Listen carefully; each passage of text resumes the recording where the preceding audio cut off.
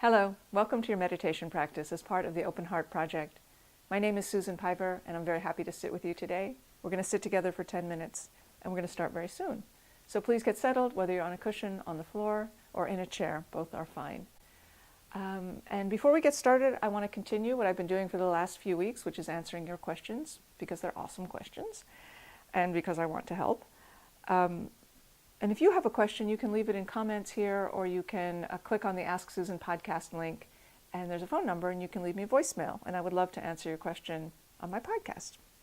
So this week's question comes from Kim, who says, I've been meditating regularly now for 6 years. That's awesome. It has changed my life and made me a much calmer, more aware person, right? However, I am having a really hard time lately, and I can't seem to get my head around it. I'm an American and have a hard time reconciling peace within myself when there are so many horrible things happening or about to happen. Reading the news brings a new horror every single day. I don't recognize the country I call home. But I can't not read it because I refuse to be uninformed. I have children who need me to be able to talk to them about the world. Ignorance is not an option. I know one of the principles of Buddhism is, quote, the opposite of what you know is also true, end quote. I can't apply that to 2017 America. It is causing me so much unrest. I'd love to hear any thoughts or advice. Thank you so much for this question. I want to preface my answer by saying what I'm about to say, has nothing to do with your politics. I don't care if you are a Democrat or a Republican. I think there are amazing values in both political parties when they are espoused truly. So this answer is not about whether you're a Democrat or Republican or liberal or conservative. That's up to you. And this grief is not about one party triumphing over another party, I would say. It is about racism, misogyny, intolerance, anti-Semitism, power grabbing, and a disregard for our constitutional rights out of self-interest. It's very painful for those of us who see it that way, and for those of us who do, we can't really imagine another way to see it. That said, this is not political, I promise. This is about heartbreak, whether you're feeling it now or felt it before. I hope this will be useful. So first, Kim says he or she can't do the Buddhist principle of the opposite of what you know is also true. I've never heard that. Doesn't mean it's not completely true, or not true. But I have not been taught that or studied it, so I can't comment on that. So you say you can't not read the news, but I want to push back on that because you absolutely cannot read the news. It does not mean that you are choosing ignorance over being informed or choosing to be a lazy bum when others need your help, because clearly the first thing we all need to protect is our state of mind. It is a ragged, hurt, enraged, disregarded state of mind that has given rise, in my opinion, to the circumstances we now face as a country. So we can't disregard ourselves. So if we want to take action against what we think is wrong, whatever that wrong might be, it's very important that we do so from a place of balance within ourselves. If our actions stem instead from one of the three poisons, grasping, aggression, or ignorance, we will add to the grasping, aggression, and ignorance that we are trying to fight. So when we're triggered, when we're upset, it's very easy to just default to one of the three poisons because we want to do something to mitigate what we see as so wrong. And that is wonderful, and we should. However, when we try to solve the problem by grasping, which would here mean, this is wrong, it has to change, I need to do something. Yeah, it is wrong, and you do have to do something. But if you're coming from that state of mind that is speedy and desperate, your actions will create more speed and desperation. So you need to find a way to come back to balance. Similarly, if your actions come from aggression, which is, this is wrong, I'm going to destroy it, I'm taking it down, whatever it takes, now, no. Again, your sentiments may be well placed, but your actions will not accomplish what you wish to accomplish. They will instead inject more aggression into the situation. So we need to come back to balance. The third poison is called ignorance, which is kind of the opposite of speeding up and trying to do something, anything.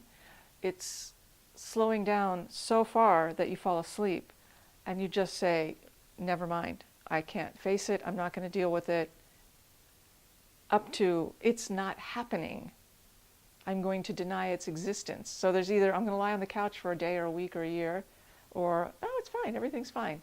Those are just two marks on the spectrum of ignorance. So we don't want to do that either. However, we need to come back to balance.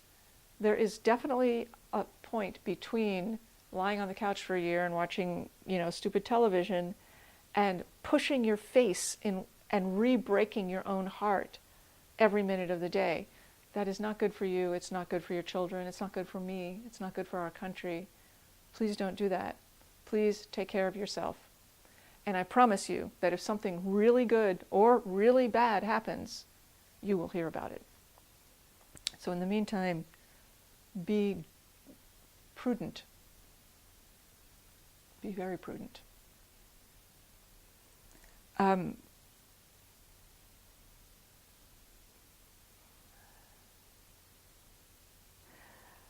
I'd say also in this question is sadness about not being able to regain a sense of peace within oneself. And, sometimes we can't. And when we try to fight our lack of peace, of course, that is not going to lead to peace. You cannot punch yourself in the face back to a peaceful state. You cannot exhort or yell or demand peace. Instead, what we need to do is feel our lack of peace. Let it be exactly as it is. Let it animate us. But here's what I suggest not doing. To feel it, yes, but not the story of why you feel it. It's because of this, and therefore I have to do that, and if only this hadn't happened, and I shouldn't have done this, and they shouldn't have done that. Cool. All of those thoughts could be very useful. But when you're thinking of them as a way to shut yourself up, as opposed to explore options for real change, then you are being aggressive toward yourself. There's a self-aggression in this question. I posit, I may be projecting, so forgive me if I'm wrong, of I have to do this because it's good for others. I need to make myself be peaceful again because I want that, or that's good for me, or that's good for my children. And again, maybe all of that is true, but the self-aggression will not accomplish what you wish, which is spaciousness and ease in the midst of everything that is going on. Not ignoring it, but in the midst of it, like you are the still eye in the hurricane. That's what we're looking for. I'm not saying it's easy, but when we practice meditation, that is what we are practicing. We are practicing establishing our seat, literally and figuratively, right in the middle of the hurricane of our lives, and saying, I'm not going to work on anything. I'm not going to try to improve myself or anyone else. I have no agenda right now. Instead, I am simply going to sit here with my life, with myself, with its confusion, chaos, horror, brilliance, joy, boredom, everything. I'm going to sit here right in the middle of the storm, and I'm going to be still. And then I'm going to get back and go into it. So it's a very powerful capacity to be able to do that. I know there are people who think, oh, meditating, that's like some sort of weird navel gazing and escape. It's not. It's the opposite. It's finding a way to be with all the turmoil and all the joy fully and with tremendous courage. That's why we take our seat. And our courage is needed right now. So let's practice together. I hope that's useful, Kim. Please do let me know.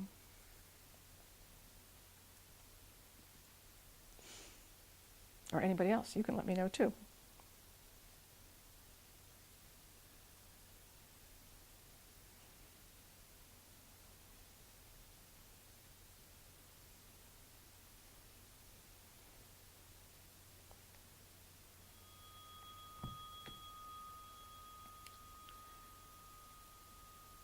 So let's begin our practice, please, together by really having that sense of, I take my seat. I am right in the middle of my life right now. You are right in the middle of yours. And here we are taking our seat like a king and or a queen, right in the middle of the whole thing.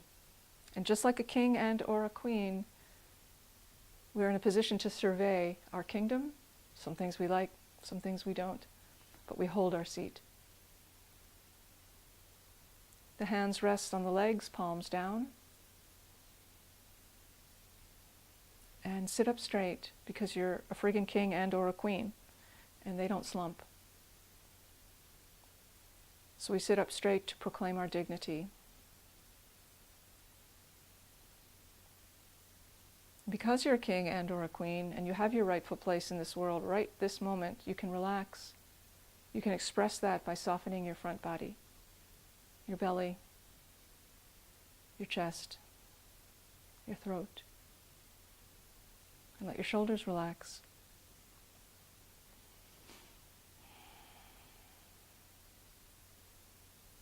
The chin is tucked a little bit so the back of the neck is long, and the mouth is closed. The lips and teeth are slightly parted. The mouth is closed because you don't have to talk, and that is wonderful. So let's enjoy this opportunity to fill with our own silence. And let that silence mix with the dignity of this upright posture, if that makes sense. And the eyes remain open, and the gaze is cast down to a spot a few feet in front, up to 6 feet, depending on the distance of your screen. And let the eyes be soft. Feel your body breathing. And stay with that feeling. Come in with the in-breath and flow out with the out-breath.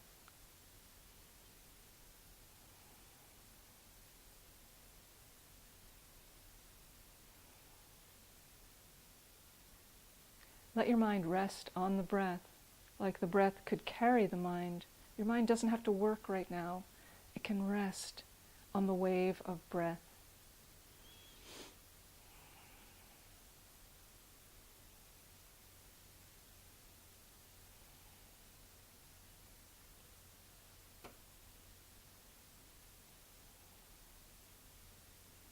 Your mind will continue to think things because that's what our minds do. That's good. So just let your thoughts be as they are, like ambient noise happening somewhere out there, while your primary attention is on the breath.